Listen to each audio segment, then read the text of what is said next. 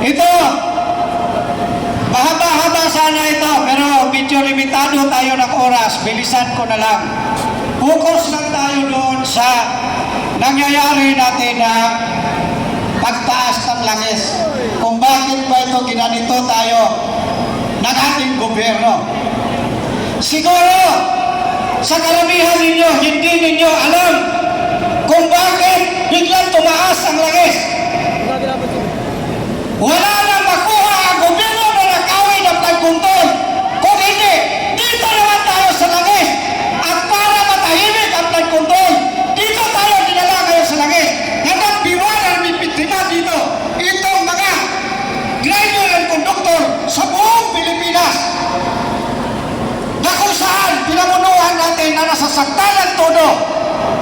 Kung hindi pa ito nagkaganito, hindi tayo magkakaisa. At ngayon, yung iba na nasa Quezon Province na hindi nakatuloy, maraming salamat din. Kahit hindi man ngayon nakatuloy yung mga driver conductor mahigit 3,000 dahil nahirapan sa pagbiyahe mapunta rito. Maraming salamat at marami rin naman kaming nandito. Hindi tayo papayag na gagawin nila tayong uto-uto.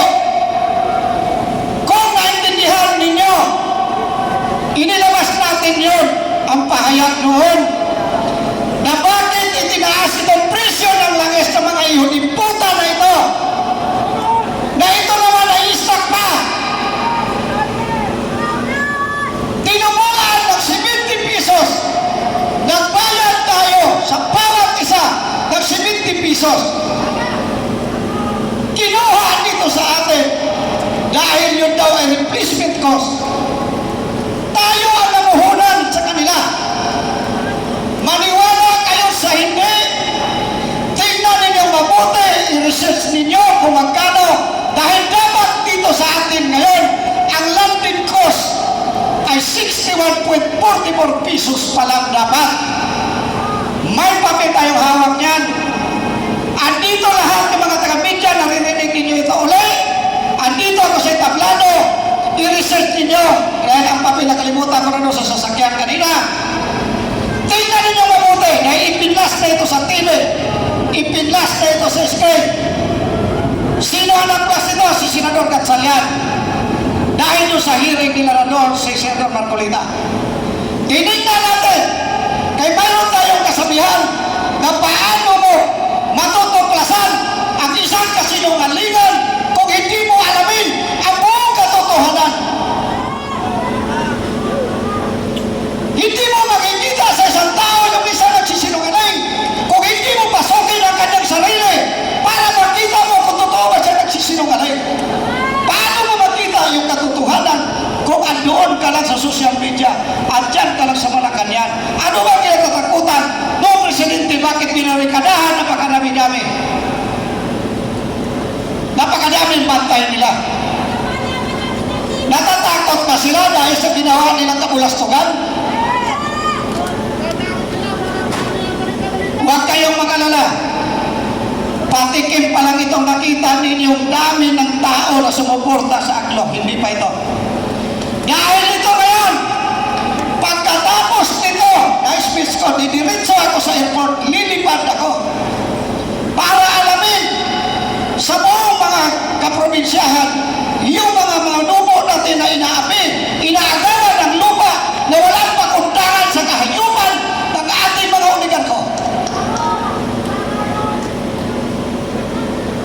Pilitin natin magkaisa itong lahat mula sa bukid hanggang sa bata.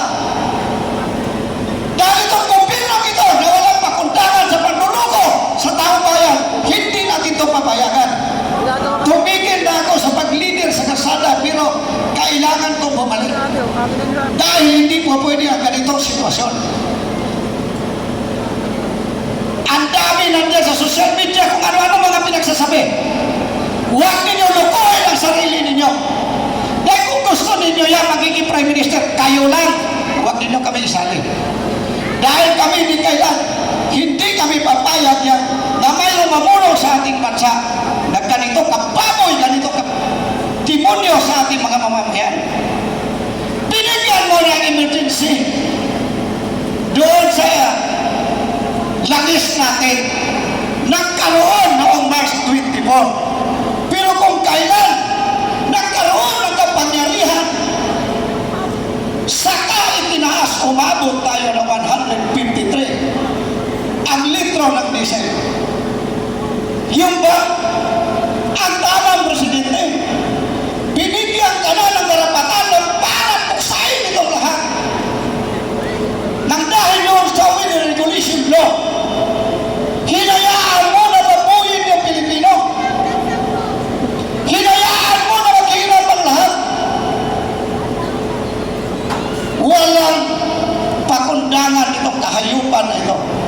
Nagtaas ang langis, umabot ng 153 ang litro.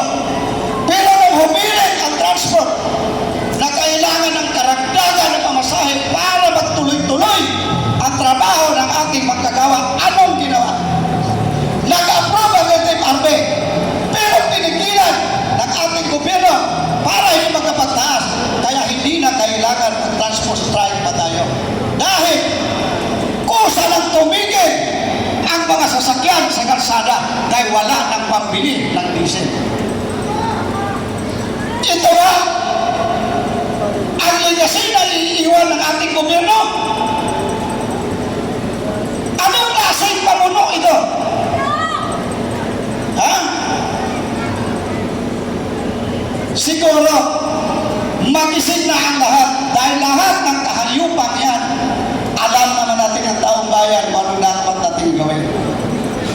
Hindi habang buhay sila ng ganyan. May hangganan yan. Kaya ang panawagan ko sa sambayan ng Pilipino, ngayon pa lang, alamin na ninyo ang buong katotohanan. Huwag na kayo panood yan sa YouTube, sa TikTok para kayo lulukuhin.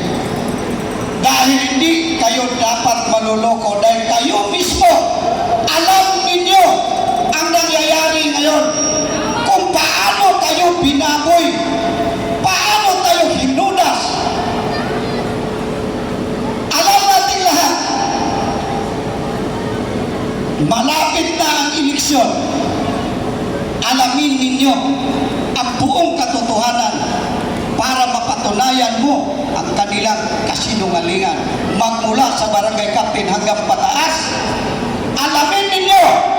Kasi pag hindi ninyo alam kung ano yung katotohanan, hindi ninyo mapatunayan na siya ay nagsunungaling sa kanyang mamamayan. Maraming salamat at magandang hapon sa atin.